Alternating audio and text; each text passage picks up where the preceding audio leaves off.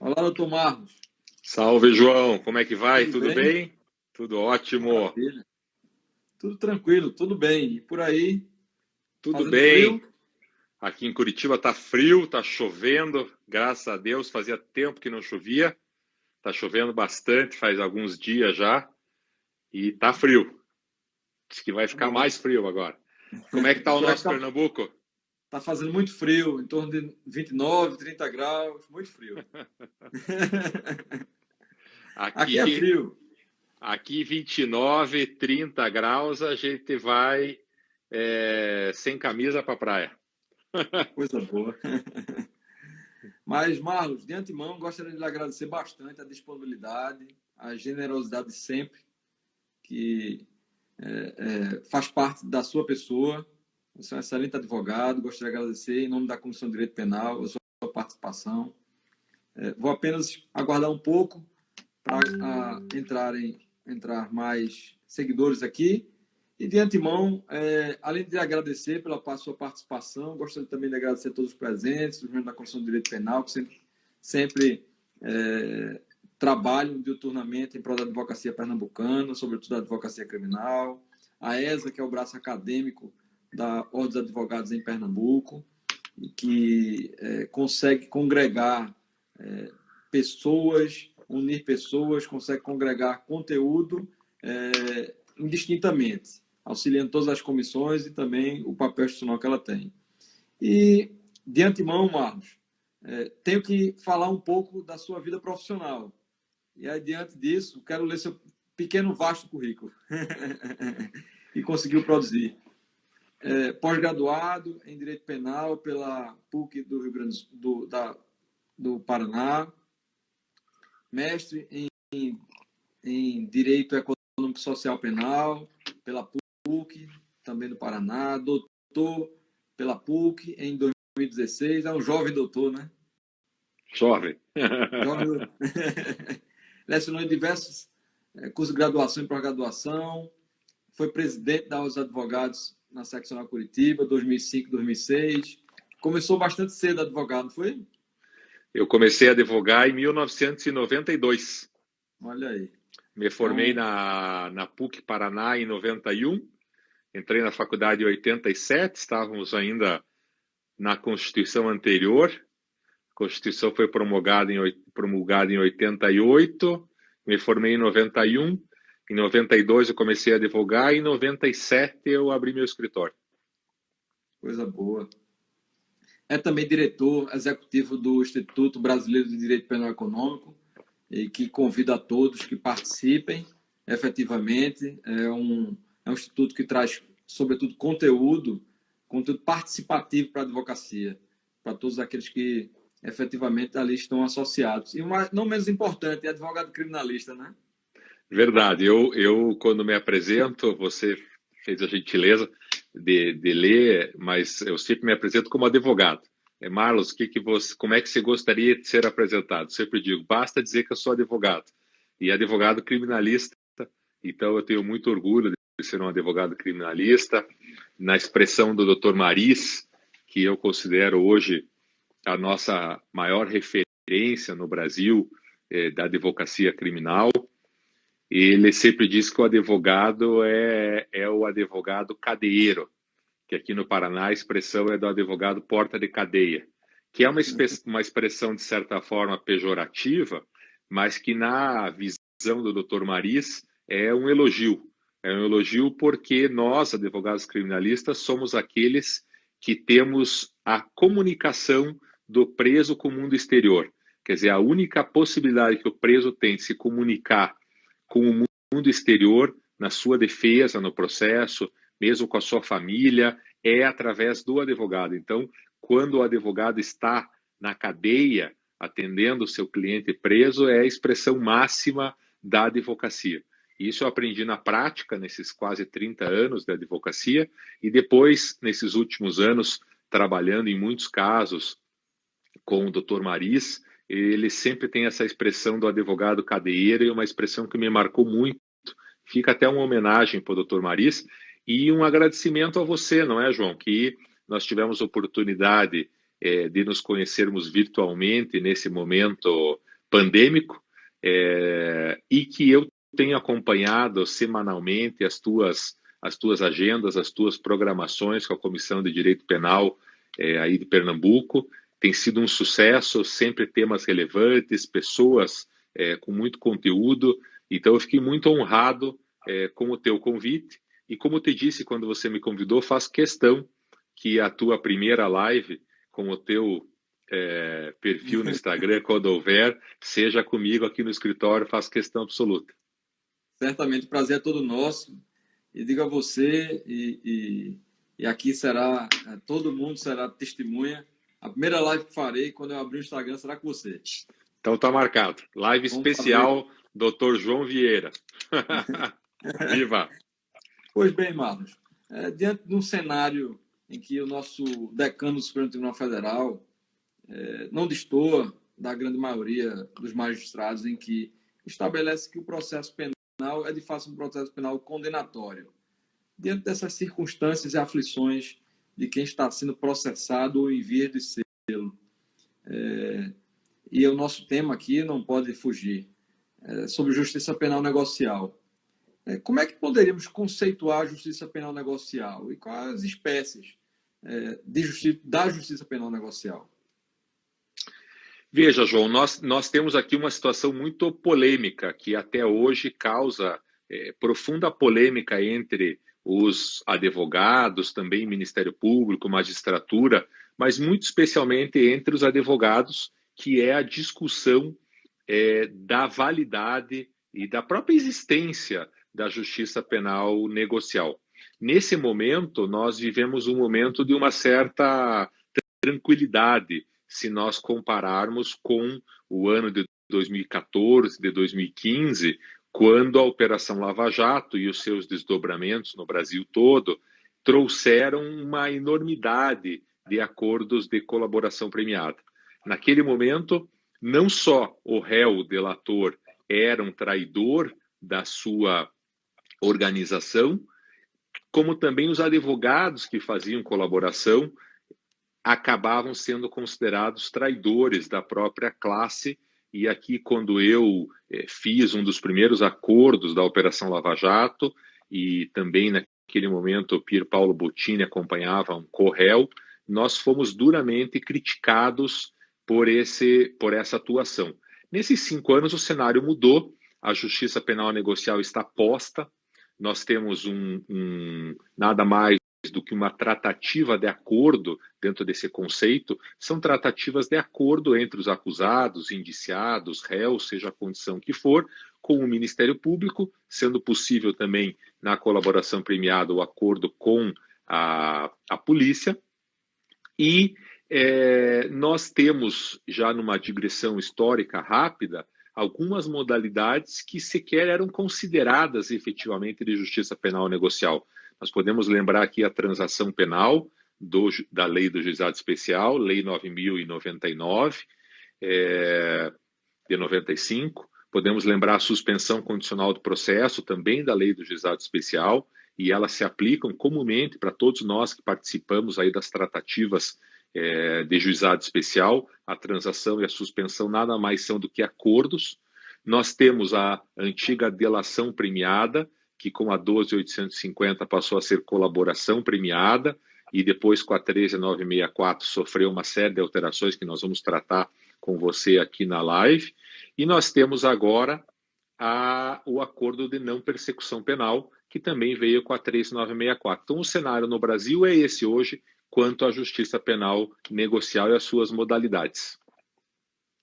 É muito importante essa sua expressão, a razão de ser quanto expert na área, sobretudo para que tenhamos uma maior dimensão de quais são os instrumentos possíveis de justiça penal negocial e que já existiam antes. Na verdade, não é um tema novo, é um tema já antigo, muito utilizado por parte dos operadores do direito e que era pouco falado.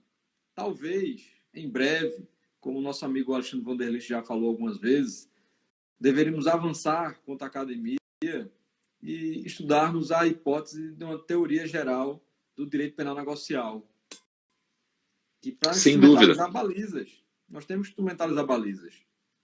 Antes, antes da Lei 13.964, não existia um processo, um procedimento. Cada Ministério Público se utilizava, por exemplo, da colaboração premiada como bem queria. E É verdade. A Forceps, a grande maioria, a Forceps, traziam contratos de adesão, né? A verdade era essa. Sem dúvida esse o diagnóstico, como também nós erramos no diagnóstico da transação penal e da suspensão condicional do processo. Em 1995, com a edição da Lei 9.099 dos juizados especiais, que substituiu à época aqueles juizados de pequenas causas e que nós vivíamos um momento de descriminalização e acabamos sofrendo com a lei dos juizados especiais muito elogiada, mas num processo em sentido contrário, nós tivemos uma criminalização quando vivíamos um momento de descriminalização, mas não nos demos conta de que estávamos implementando uma justiça penal negocial. E dali para a delação premiada, para a colaboração e para o acordo de não persecução, foi um pulo.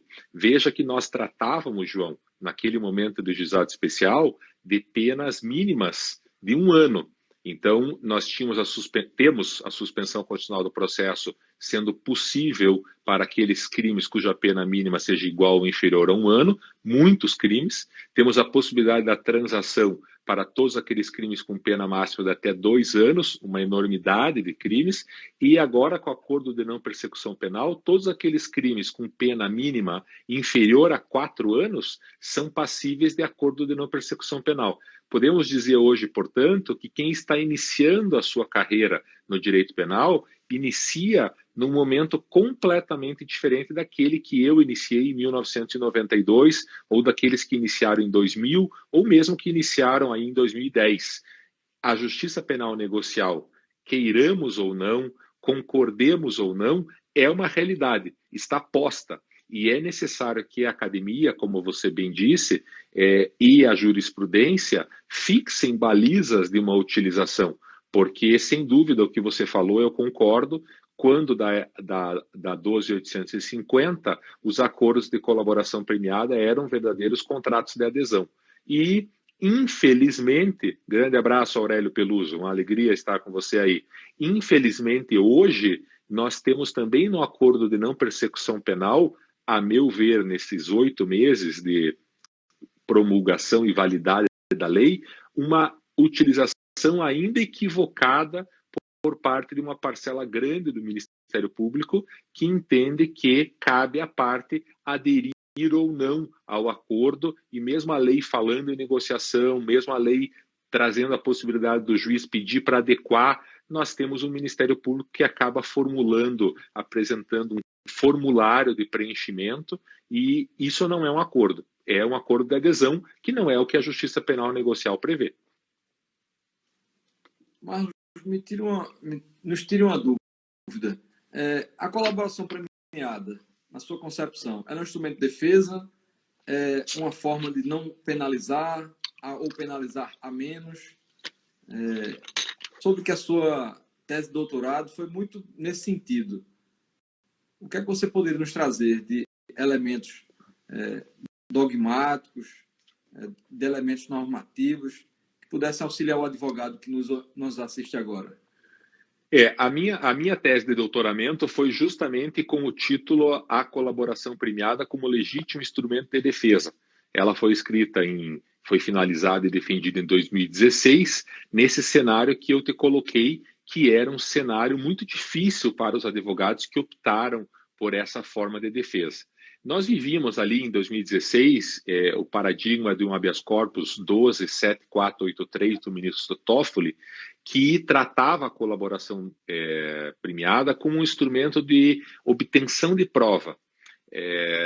E isso precisaria, segundo o acórdão, ter uma participação efetiva do investigado, portanto, ela tem uma natureza processual nesse momento, mas ela tem um reflexo no direito penal material, porque vem a sanção premial ao final. Este acórdão paradigmático do ministro Toffoli, 12.7483, que considera exatamente isso. É um negócio jurídico entre as partes, com caráter processual penal e com caráter penal. apesar dessa determinação legal com a qual eu concordo, e que o acordo é interessantíssimo para quem quiser ler, naquele momento era uma grande discussão, para nós, advogados, o meu entendimento é de que ele é, mais do que tudo, um instrumento de defesa. É um instrumento de defesa que pode ser utilizado em qualquer oportunidade? Não deve ser utilizado em qualquer oportunidade. Pode ser utilizado como primeira linha de defesa? Pode, mas pela experiência que eu tenho, não deve também. Nós devemos utilizar, nós advogados, o acordo de colaboração premiada naquelas hipóteses em que efetivamente as linhas defensivas tradicionais estejam superadas por uma boa investigação por parte da polícia ou por parte de um procedimento, por um PIC do Ministério Público. Vale dizer, se ao atender o teu cliente, as provas contra ele são tão contundentes, são válidas, você não consegue discutir a questão da nulidade das provas, não há possibilidade de absolvição por ausência de provas, por exemplo, a situação está provada. Nesse caso específico, a colaboração premiada entra, a meu sentir, como um legítimo instrumento de defesa, que não vai, nesse momento ainda, resolver todo o problema do nosso cliente. Nós temos aí as tratativas recentes entre Supremo Tribunal Federal e órgãos reguladores único, para que nesse balcão único possam ser feitas as tratativas decorrentes de um acordo de colaboração premiada, por assim dizer. Se fala nisso para as empresas, mas é a mesma situação do réu pessoa física na colaboração, em que você tem um acordo penal, a colaboração premiada, mas você acaba suportando uma ação civil pública, acaba suportando uma ação de improbidade, acaba tendo que enfrentar uma ação por parte dos órgãos de controle, especialmente da Receita Federal, que vem tributando, inclusive, a devolução de valores obtidos ilicitamente, e tudo isso após você ter firmado um acordo de colaboração. Então, esse balcão único vem em boa hora, mas ainda não é a solução, porque o Ministério Público ainda não aderiu a esse balcão único, justamente por um cenário que a gente assiste desde 2015, que é uma disputa de poder. Quem tem mais poder para fazer os acordos? É o Ministério Público ou são as agências reguladoras? E nessa briga de poder, quem perde são os colaboradores, que acabam resolvendo uma parte do problema no criminal, mas não resolvem o restante do problema. Então eu tenho aí nos últimos 3 anos, pelo menos, eu não realizei nenhum acordo, porque avaliei que aqueles casos que eu recebi no escritório eram casos que tinham uma linha de defesa possível, ou que o resultado final, mesmo de condenação, seria menos gravoso do que o próprio acordo de colaboração, que acaba trazendo, apesar da imprensa e da grande opinião pública, por assim dizer, ficar parecendo que não há pena, há cumprimento de pena, há devolução de todo o dinheiro obtido de forma ilícita, há pagamento de altas multas. Então, na justiça penal negocial, o papel mais importante é o papel dos advogados, porque nós é que temos que orientar os nossos clientes se compensa ou se não compensa aderir a uma ou a outra forma de acordo. Essa sua avaliação ela é de suma importância. Nós temos aqui uma qualificação, seguidores qualificados que estão assistindo, no caso de Camille Els, que é sócia de Alexandre, Wanderlich. Viva Camila. E outros amigos, diletos amigos, fazem parte aqui da comissão e advogados também o seguem. Marlos, se houver a vigência do juízo das garantias, o juiz das garantias, será que seria ele digamos, o pré-evento para trabalharmos nas colaborações premiadas e nesses instrumentos despenalizadores? O que é que você entende? Essa é uma grande questão. Primeiro, há uma expectativa muito grande, porque nos próximos meses o ministro Fux toma assento na presidência do Supremo Tribunal Federal. A decisão que tinha determinado a suspensão do juiz de garantias por 6 meses era uma decisão do ministro Toffoli, e ela foi prorrogada por prazo indeterminado por uma decisão daquele que foi designado relator, que foi o ministro Fux, que agora vai para a presidência. Então, a pauta ou não deste assunto passa a ser do controle também do ministro Fux. Aqui não é o assunto da nossa live, mas tem uma crítica muito grande que é feita à própria gestão da justiça dentro do Supremo Tribunal Federal, que é o dono da pauta. Quando você pauta um processo, quando que você pauta outro processo. Eu tenho um sentimento íntimo meu, sem nenhum indicativo, de que nessa gestão do ministro Fux, ele não pautará o tema do juiz de garantias, o que é um grave problema para um direito processual penal civilizatório, para um direito processual penal verdadeiramente constitucional. Nós, sem o juiz de garantias, continuamos vivendo num sistema inquisitório. Significa dizer, com todos os problemas de um sistema que se diz acusatório, mas é inquisitório. Mas, na tua pergunta prática, quem ficaria responsável pelos acordos no caso de valer o juiz de garantias, o que todos nós esperamos? Me parece que seria o juiz de garantias o responsável pela homologação ou não dos acordos, especificamente o acordo de não persecução penal e a colaboração premiada. Isso por quê? Porque a ideia do juiz de garantias é justamente você afastar o juiz sentenciante daquele momento de instrução processual, por assim dizer, aquele momento mais grave do processo, que se definem medidas cautelares, que se definem prisões, etc. Então, nesse momento, seria muito importante, porque o acordo envolve questões relevantíssimas e que envolve muito sigilo também, seria muito importante que o juiz que julgue o acordo. Então, no meu entender, em o juiz de garantias vindo a vigorar, e eu espero que o mais rápido possível, esse seria o responsável pela homologação ou não dos acordos. Diante dessa nova lei do pacote anticrime, né, que anticrime é um pleonasmo, né? É a mesma coisa subir para cima. Mas não poderia ser melhor empregado do que senão pelo ex-ministro. Verdade também. Mas dessa forma, você tem entendido que as colaborações premiadas têm perdido força? E diante agora dessa nova sistemática, sobretudo criando critérios para sua homologação e sua eficácia, e aí temos um problema de validade e eficácia também.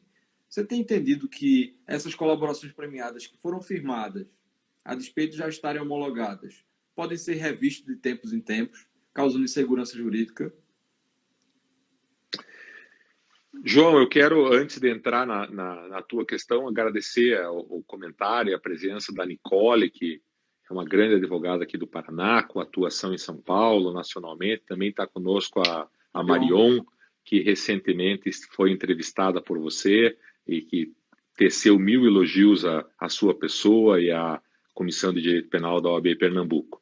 Nós temos muitos fatores colocados na tua pergunta e são relevantes.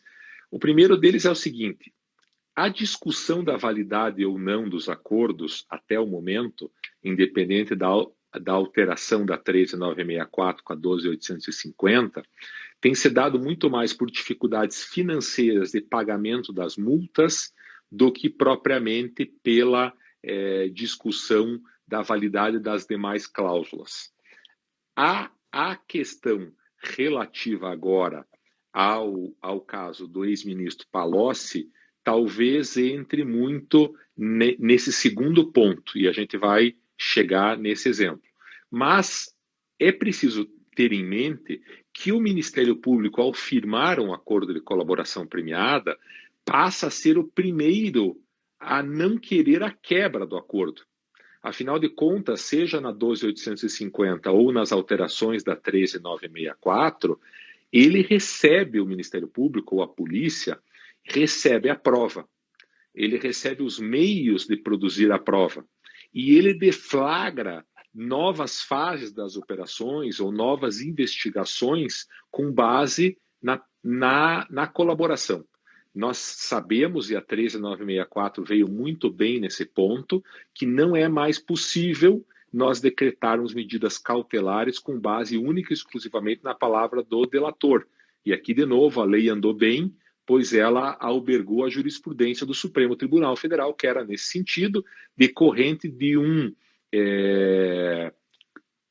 fato julgado no TRF da 4ª Região, que absolveu o João Vacari. Quer dizer, o João Vacari chega condenado no TRF da 4ª Região, a defesa dele sustenta que era só com base em colaboração, o TRF o absolve e essa jurisprudência acaba pacificada no Supremo. A lei alberga esse entendimento, impedindo as cautelares, impedindo a prisão, impedindo o recebimento da denúncia e impedindo a sentença. Então, a palavra do colaborador por si só não vale. Mas uma colaboração bem feita entrega a prova nos anexos, ela entrega a prova ao Ministério Público. E essa entrega é uma entrega de prova, não é mais só a palavra do colaborador. Então, é muito difícil nós pensarmos em validade, em quebrarmos a validade ou a eficácia de uma colaboração, porque o Ministério Público, até o momento, nunca cogitou essa hipótese. Ele discute, quando muito, a questão do pagamento. E se nós analisarmos os casos de rescisão, são raríssimos, porque acaba que, na prática, aumenta o prazo de pagamento, dá-se um jeito para pagar, para não quebrar o acordo. Porque o acordo é importante para o colaborador, sim, mas ele é muito mais importante para o Ministério Público, que já recebeu a prova e já fez uso daquela prova. Aonde que entra... A grande questão é que eu quero fazer uma parte. A grande questão é que, se o Supremo Tribunal Federal estabelecer que o terceiro interessado, aquele delatado, pode vir a manejar expedientes ou manejar recursos ou até impetrar um habeas corpus, que é o maior remédio jurídico cabível no processo penal, no direito penal, conseguir contestar efetivamente aquela prova, conseguir efetivamente contestar aquele acordo, surgirem fatos novos, numa inversão, numa revisão, a título de revisão. Isso poderia causar insegurança jurídica também. E aqui, João, eu me filio à corrente de que deveria sim ser possível que ao delatado fosse dado o direito de exercer plenamente a sua defesa em relação à delação. Não me parece possível que essa jurisprudência não seja modificada. É uma pena que a lei não trouxe esse entendimento, mas o Supremo já a mim pareceu que apontou nesse sentido quando decidiu que o delatado fala por último no processo. Então, vários réus, um deles delatado, ele é que vai falar por último no processo. Então, me parece que caminha nesse sentido. E aí sim nós vamos ter um grande problema para o colaborador superar. Ele precisa efetivamente ter uma colaboração bem feita. É o que eu sempre digo nas conversas com os advogados que estão começando na colaboração. Você não pode fazer uma colaboração pela metade. A colaboração precisa ser plena.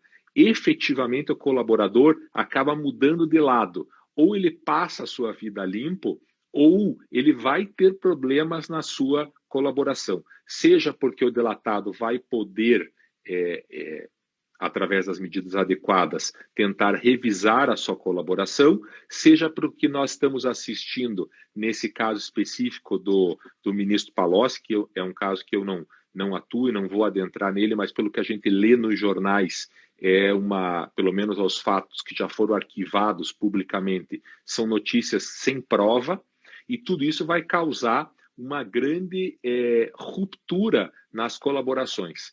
Mas me parece, na tua pergunta originária, que o maior problema não é ainda nenhum desses. Me parece que o maior problema foi o uso excessivo das colaborações. Não é só a questão de poder impugnar ou não, de trazer a prova ou não, mas é especialmente do uso massivo da colaboração.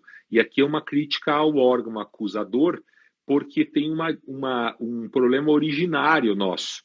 Qual que é o nosso problema originário? É a possibilidade do Ministério Público investigar. Essa decisão do Supremo, lá atrás, 2015, se não me falha a memória, quando ele fixa definitivamente essa questão, permite que o Ministério Público investigue. E o Ministério Público não sabe investigar. Então, para ele, é muito cômodo receber as colaborações e dar seguimento à sua investigação com base na colaboração.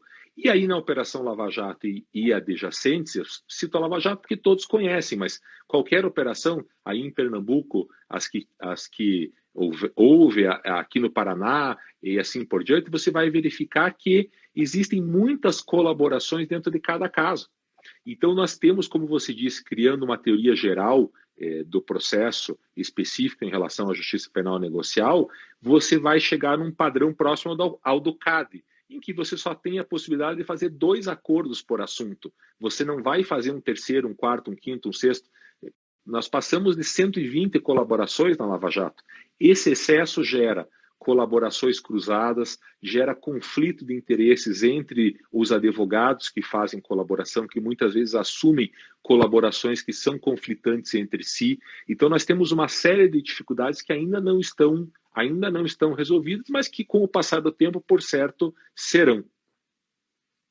A Camille até fez um comentário aqui, questionamento. Qual a sua opinião, Marlos, sobre a colaboração cruzada? Entende que é possível? O que é exatamente a colaboração cruzada? Porque tem tantos entendimentos sobre a questão da colaboração cruzada.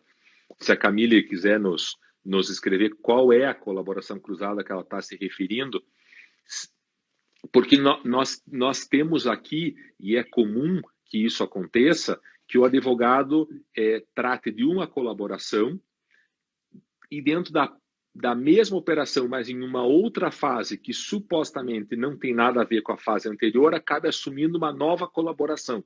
E quando ele percebe no final do caminho, as colaborações estão cruzando uma com a outra.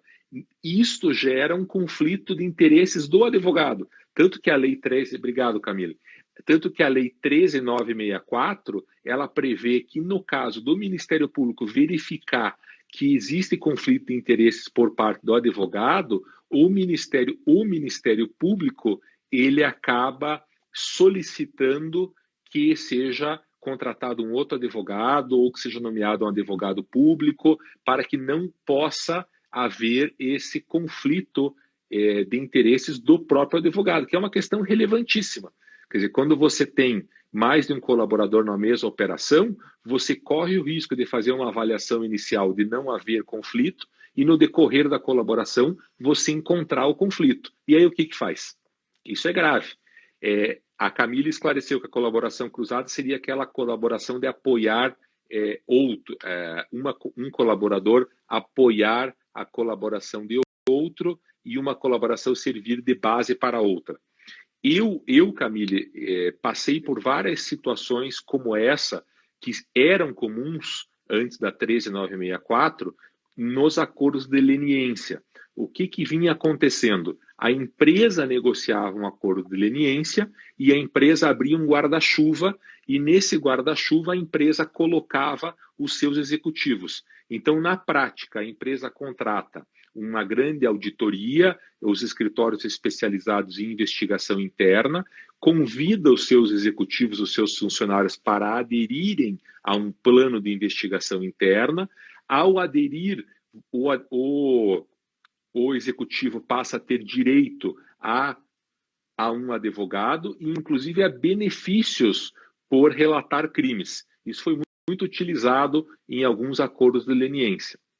Nesse momento, sem dúvida nenhuma, as colaborações se cruzam, usando a expressão, se fundam uma na outra com apoio em outras e se constrói uma história única no acordo de leniência. É muito difícil que você não enxergue, que você não tenha esse problema se for feito dessa forma, um acordo de leniência guarda-chuva com os colaboradores, pessoas físicas embaixo. Você tem que dar muita autonomia para cada colaborador, para que ele contrate advogados separados, que não se comuniquem e construa colaborações diferentes.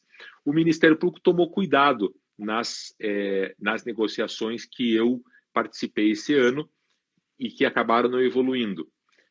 o acordo de leniência passou a ser tratado pela empresa, não se aceita mais, e aqui não é lei, é prática, e foram 2 ou 3 oportunidades, então não sei se é no Brasil inteiro que isso está acontecendo, mas foram em São Paulo. A Camille relata que aconteceu algo parecido nos casos da Odebrecht.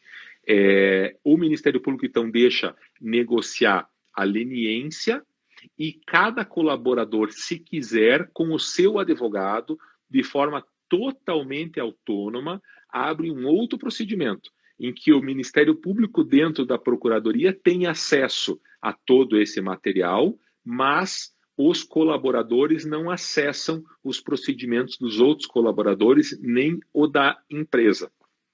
Então, com esse novo procedimento, as leniências não evoluíram e os acordos de colaboração também não evoluíram. Por quê? Porque você coloca a empresa contra os seus executivos e os executivos contra a empresa. Então, a meu sentir, não é uma opinião definitiva, mas é como eu enxergo hoje propriamente, se nós pensarmos em interesse público e a empresa fizer um acordo de leniência verdadeiro, eu não vejo motivo para que os colaboradores, pessoas físicas, não possam trabalhar no guarda-chuva da leniência. Mas a matéria é complexa. Então, se eu tivesse que dar uma opinião de pronto, respondendo à questão da Camille, eu não vejo um obstáculo intransponível em você fazer as colaborações cruzadas. É preciso dizer que isso é muito diferente de 2 pessoas físicas sem a empresa. Né? Você tem 2 pessoas físicas que trabalharam juntas, uma faz a colaboração e a outra vai atrás utilizando os mesmos elementos de prova. Me parece que aqui o Ministério Público não teria, ou o interesse público não estaria tão preservado quanto num acordo de leniência, que é uma coisa mais ampla. Mas essa matéria, a Camila lembrou bem, é excelente, a questão ainda vai gerar muito debate e muita reflexão. Eu sou favorável hoje, nesse momento em que nós estamos. Nesse ponto específico do acordo de leniência, e aí divisando os acordos de colaboração por seus sócios e o representante da empresa, seria, na verdade, um ambiente de medo, de cautela e de receio. Porque quem estava tentando colaborar não sabe o que a empresa disse dele. E aí ele pode ser por parte do Ministério Público, o Ministério Público pode contestar o porquê dele não estar falando tanto. E outra, pode ser que a empresa diga que ele sabe, mas ele não sabe, efetivamente, na participação de diversos negócios. E aí vai gerar um conflito. Né? Talvez nesse balcão de negócio o Ministério Público deixar de ter uma colaboração cruzada, de informações cruzadas, mas informações que venham a não se sobrepor, assim a auxiliar-se, né? Ou seja, uma ajudando a outra. É um meio de defesa, é uma forma de tentar explicar algum fato. Até porque, como sabidamente, as memórias elas são frágeis, né? E os fatos são contados por diversas pessoas. E nós temos aqui uma dificuldade, e a Camille, que trabalhou no caso da Odebrecht, como ela lembrou, e com certeza enfrentou isso num grau ainda maior, pelo tamanho e pela estrutura da empresa. Você tem executivos que estão na empresa, você tem executivos que já saíram da empresa, você tem uma empresa, e não me refiro ao Odebrecht em específico, mas como exemplo, você tem empresas criminosas em que nem todos os departamentos, nem todas as pessoas têm ciência de todos os fatos que se constituem um crime. Então, isso causa uma dificuldade muito grande da adesão das próprias pessoas físicas, mesmo nesse sistema que eu coloquei, do sistema que eu chamo de guarda-chuva, você tem uma dificuldade de adesão muito grande, porque você não consegue, ou não pode, mas via de regra nem consegue, ajustar versões, porque cada colaborador terá a sua pena. Ele não entra na colaboração aderindo a esse guarda-chuva da leniência para ter um perdão judicial. Ele entra para receber uma pena. e dependendo da quantidade de crimes que ele assuma, ele tem uma pena ou outra pena. E, consequentemente, a pessoa, nas experiências que eu participei, as pessoas não aceitam que sejam imputados fatos a ela que não estejam exatamente dentro daquilo que ela fez. Então, essa negociação de leniência com o escopo das pessoas físicas embaixo é extremamente complexo, muito difícil. Parece, olhando de fora, que é fácil combinar versões, não é, porque tem um reflexo na pena de cada pessoa. Então, esse ponto é um ponto que ainda vai gerar muita discussão. Depois eu até vou perguntar para a Camille qual que é a opinião dela. A gente acho que vai estar junto sábado num evento discutindo esse tipo de justiça penal negocial. Muito bom. Passando para outro instituto, que é o Acordo de Não Persecução Penal.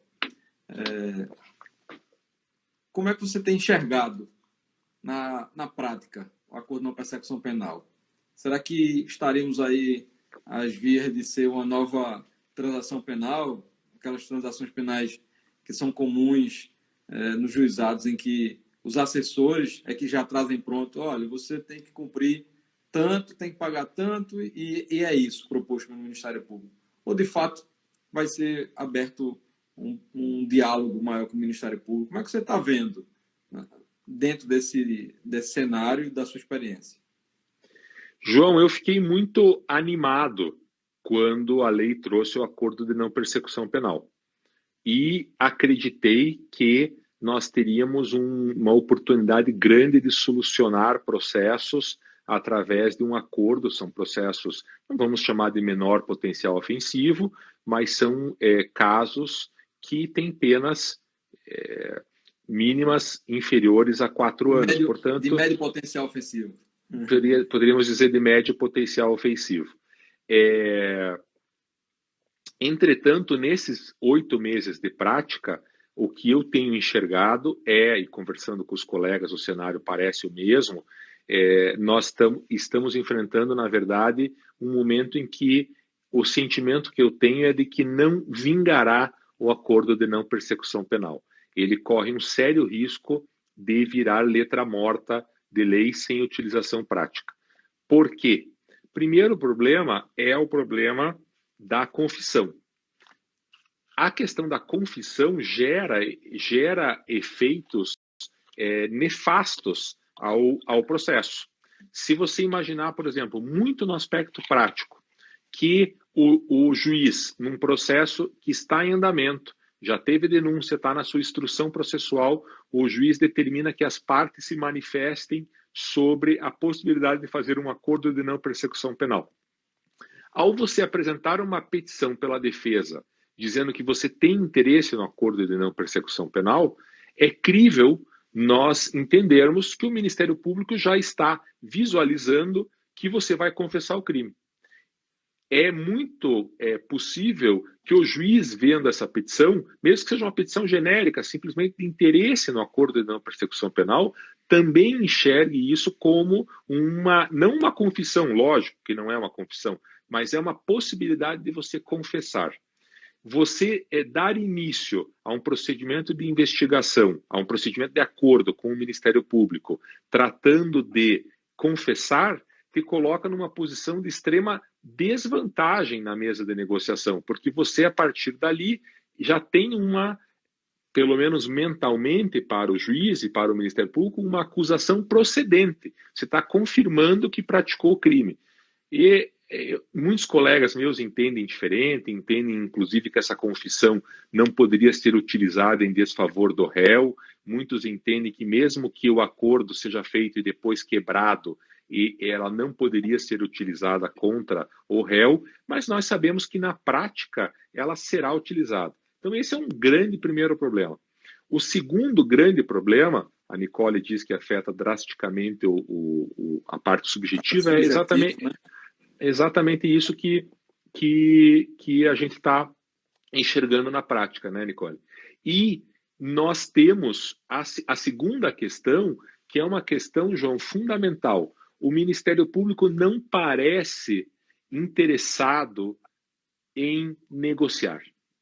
Isso é o maior problema. O Ministério Público tem tratado o acordo de não persecução penal, se defendendo especialmente as críticas, porque o momento é de pandemia, e não está abrindo uma mesa de negociação. O Ministério Público está tratando o acordo de não persecução penal como um acordo de adesão. Então, tem casos que chegam a ser surreais para mim, em que o Ministério Público manda um formulário que nada mais é do que a denúncia, em que tem uma parte para você escrever à mão ou digitar, eu, fulano de tal, colocar a qualificação, confesso que, dois pontos, abre aspas, vem a denúncia. No dia 10, quer dizer, é uma situação, a confissão é você confessar na palavra do Ministério Público, na denúncia que ele está pondo. Você tem casos em que nada mais é o acordo de não persecução penal que uma antecipação da pena. E eu diria mais, disse isso ao Ministério Público essa semana, numa audiência, uma antecipação da pena mais grave do que a pena que eu sofreria se fosse condenado ao final do processo.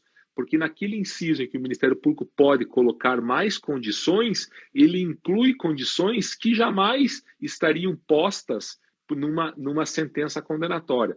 Você pode dizer, tudo bem, vai fazer o acordo de não persecução penal, não terá antecedentes criminais. Mas será que vale a pena você confessar, pagar a prestação de serviços à comunidade no mínimo da pena, você reparar o dano, e aqui nós temos um outro problema gravíssimo, qual é o dano? Então, em acordos de lei de licitações, por exemplo, nós temos visto que fraudar a licitação, mas a obra ter acontecido, significa para o Ministério Público um dano do valor total da licitação. Não é possível, o próprio juiz, quando foi à audiência, nessa tratativa que nós fizemos, disse não, em hipótese nenhuma o dano se refere ao valor total da licitação. É evidente que não se refere, mas o Ministério Público entende que o valor do dano é o valor total da licitação. Significa dizer que é aquilo que nós falamos no começo da live, e que o Alexandre Wunderlich está nos acompanhando. Grande abraço ao Alexandre, que apesar da mais novo do que eu, um professor de todos nós, grande Alexandre. E essa situação do acordo de não persecução com uma antecipação da pena, ela vai colocar o acordo de não persecução num ponto de não utilização, não vai valer a pena utilizar, reforçando o papel de novo do advogado. Para quem tiver interesse, existe uma ADIM, que é a ADIM 6304, que foi proposta pela Associação Brasileira dos Advogados Criminalistas e que está justamente discutindo a validade da confissão. Então, se a confissão não vingar por conta da ADIM, abre um novo panorama. Se a prática nos trouxer uma mesa de negociação com o Ministério Público, abre-se um novo panorama. Mas, na minha opinião, do jeito que está hoje, nós estamos caminhando por uma não utilização do acordo de não persecução penal, o que, a meu sentir, é uma pena, porque nós avançamos nesse cenário de justiça penal negocial no Brasil hoje. Era uma oportunidade de darmos vazão a uma enormidade de processos e me parece que a coisa não vai andar nesse sentido. O cenário ainda é terra bastante fértil, sobretudo pelos entes representativos do Ministério Público, né? Os promotores e os procuradores. Estabelecer regra, entregar uma denúncia, você preencher, ser muito sutil e dizer, eu vou denunciar ou você aceita. Agora, quando não, Marlon, já participei de algumas tratativas de acordo de não persecução penal, em que, via de regra, o Ministério Público ele não fundamenta a desnecessidade da propositura da ação penal. Ele não diz textualmente que existe a materialidade, que existe um desvio de autoria e por isso vai denunciar. Primeiro ele propõe. Como você vê, dentro de um cenário desse, e aí também faço questionamento sobre a reparação do dano nos crimes tributários. Digamos, em 2 casos que vi e participei, o Ministério Público, quando foi debater comigo, quanto advogado, primeiro ele tinha um advogado aqui. O advogado vai e diz se aceita ou não. Das 2 vezes que fui debater, nem casos específicos, depois de conversar abertamente com a promotora, que era do núcleo de não persecução penal, ela identificou que o fato era atípico. Eu disse, doutora, como é que eu vou propor um fato atípico ao meu cliente? É um absurdo, não é? E ela mandou arquivar. Eu disse, mas veja, não deveria a senhora já ter analisado a hipótese de arquivamento quando não propor, não é? Quando não, em vez de propor o acordo da persecução penal? Nós temos ainda tateando muito ainda no direito penal negocial. E como você percebe nos crimes tributários o acordo na persecução penal? Veja, João, essa tua lembrança me remete a uma situação muito corriqueira no juizado especial, que é a situação da transação penal. Quantas vezes todos nós que estamos aqui já passamos numa audiência do juizado especial em que o Ministério Público não comparece, está lá um assessor, o juiz não está, está lá um assessor do juiz leigo conciliador e que tem uma proposta de transação penal que tenta ser de toda forma empurrar a goela abaixo do advogado e do seu cliente. Se você fizer muita força e conseguir não fazer a transação penal, e isso para nós já aí na faixa dos 40, 50 anos, ela é muito mais fácil, mas para os jovens advogados que começam, essa pressão do juizado especial é fortíssima, você enfrenta a seguinte situação: você não faz a transação penal, e isso já aconteceu comigo várias vezes, e com todos que estão aqui, por certo, aconteceu também, e o Ministério Público não oferece a denúncia, arquivando o processo. Então, não é possível que o Ministério Público tenha oferecido a transação penal e, posteriormente, não ofereça a denúncia, porque se ele tivesse feito essa análise antes de oferecer a transação penal e estivesse de boa fé, que eu quero acreditar que todos estejam, ele não teria oferecido o acordo, porque era caso de arquivamento.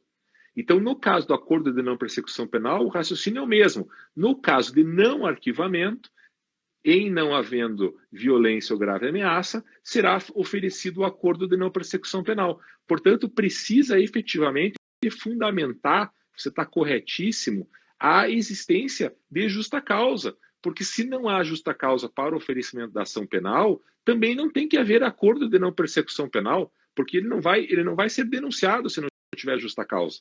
Então, esse ponto é fundamental. Iniciar a tratativa, né? Exatamente. E aqui, de novo, eu reforço que na justiça penal negocial, se os advogados têm um papel fundamental na defesa dos seus clientes, na justiça penal negocial isso é dobrado, porque ele tem a defesa do seu cliente, a defesa técnica do seu cliente, e tem que ter a habilidade da negociação para verificar esse tipo de situação, de você não fazer um acordo onde não haja justa causa para a propositura da ação penal, porque o Ministério Público não vai te dizer isso via de regra. Deveria, mas não vai. Ora o Ministério Público se comporta como parte, ora o Ministério Público se comporta como Estado poder, eu digo Estado real, ungido por Deus. Então você, enquanto advogado, precisa ter muita cautela e muito cuidado para fazer essa análise. E me parece que o exemplo que você traz dos crimes tributários, nós vamos ter uma enorme dificuldade para os acordos de não persecução, e talvez seja um caso clássico de você não fazer o acordo de não persecução penal. Porque, via de regra, os crimes tributários, eles permitem a extinção da punibilidade pelo pagamento. Temos toda a discussão de que fase isso se dá, em que período foi o débito, todos os refis que nós tivemos e assim por diante. Mas, de forma grosseira, nós com o pagamento podemos extinguir a punibilidade. Será que vale a pena nós efetuarmos o pagamento num acordo? Porque o Ministério Público vai cobrar o pagamento no acordo. Possivelmente vai cobrar com juros e correção monetária que a Receita cobra. Você vai prestar serviço à comunidade, você vai confessar, que nesse caso não é um problema a confissão, porque o crime tributário está provado documentalmente lá que houve enfim, o tipo penal. Mas vale a pena pagar e ainda prestar serviço à comunidade? Não vale. É muito mais fácil você efetuar o pagamento. Já naquelas hipóteses em que você não consiga efetuar o pagamento para extinguir a punibilidade, você também não conseguirá efetuar o acordo de não persecução penal, porque o Ministério Público vai exigir o valor total. Então é a prova, mais uma vez, de que o acordo de não persecução penal terá que ser uma mesa de negociação onde essas questões são postas como num acordo de colaboração, de peito aberto e de boa fé pelo advogado, pelo Ministério, pela defesa e pelo Ministério Público, para chegarem a um denominador comum. Puxando o gancho do direito penal econômico, Marlos, Se nós tivermos, como muitas vezes acontece, o Ministério Público ajuiza duas ações, uma ação do crime tributário e outra de lavagem de dinheiro. São autônomos, são delitos autônomos. Em ações separadas. Em ações separadas. Como é que poderíamos juntá-las para propor um acordo de não persecução penal? Na prática, isso poderia acontecer na sua percepção? Eu penso que se nós, e aqui veja, eu penso, os dois crimes estão abarcados pela possibilidade de acordo de não persecução penal. Se nós considerarmos que existe uma mesa de negociação, é possível você, a meu ver, seria possível você resolver os dois fatos num único acordo. Por quê? Porque você tem a possibilidade, você cumpre os requisitos, não existe a violência, não existe a grave ameaça, você tem a pena mínima abaixo de 4 anos. Agora, se você tratar isso como meramente processo, você não conseguirá fazer um acordo de não persecução penal. Até porque você fica impedido de fazer isso em dois processos ao mesmo tempo, não vai conseguir fechar essa questão. Mas me parece que se nós abrirmos uma mesa de negociação, nós podemos ter êxito nesse caso. Eu nunca tive um caso desse, a gente discutiu um pouco isso aqui no escritório e não chegamos a uma avaliação, porque eu ando assim muito pouco esperançoso com o acordo de não persecução penal pela forma como ele vem sendo feito, que é a mesma questão que nós enfrentamos na colaboração premiada. Se você encontra, do outro lado, procuradores preparados para fazerem um acordo, é possível. Ele pega a Lei 13.964, hoje, em que ela limitou o escopo da colaboração. Antes você tinha que falar todos os fatos de tudo que você tinha feito na tua vida. Hoje você tem que relatar os fatos criminosos dentro daquilo que está sendo investigado. Mas se você tem uma investigação aqui no Paraná sobre determinado fato e faz o acordo de colaboração, e você tem um fato criminoso relativo a um outro fato que aconteceu em Pernambuco que não está sendo investigado, a minha orientação é que você já faça a colaboração desse fato de Pernambuco também, porque isso vai quebrar o teu acordo lá na frente, não por força legal, mas porque você perde a força quando esse fato for investigado lá. É possível fazer um acordo no Paraná e em Pernambuco ao mesmo tempo? Lógico que é possível. O que precisa? Precisa o Ministério Público sentar à mesa e ter interesse de fazer isso. Isso aconteceu em N oportunidades, em várias operações. Agora, se o Ministério Público tratar isso como um papel para lá, papel para cá, sem negociar, não vai fechar esse acordo nunca. Como na questão que você deu da lavagem de dinheiro. Se os dois fatos estão em processos separados, se a gente tratar como uma negociação, eu acredito possível chegar a um denominador comum no acordo de não persecução penal. Mas, se nós tratarmos como processo, não vai chegar nem num nem no outro no acordo. Marlos, nós estamos aí seguindo para o minuto final, que logo o Instagram nos derrubará. Eu tinha mais aqui umas 50 perguntas a fazer, até por sua vasta experiência, e para poder contribuir com o debate, poder contribuir a todos os seguidores aqui que estão nos assistindo. Nesse minuto final, fica aberto para suas últimas considerações, e desde já lhe agradeço por sua generosidade, amizade, cordialidade, de sempre empregada e disposta a todos os advogados que lhe socorrem no momento de dúvidas. Obrigado, João. Tem alguns segundos ainda?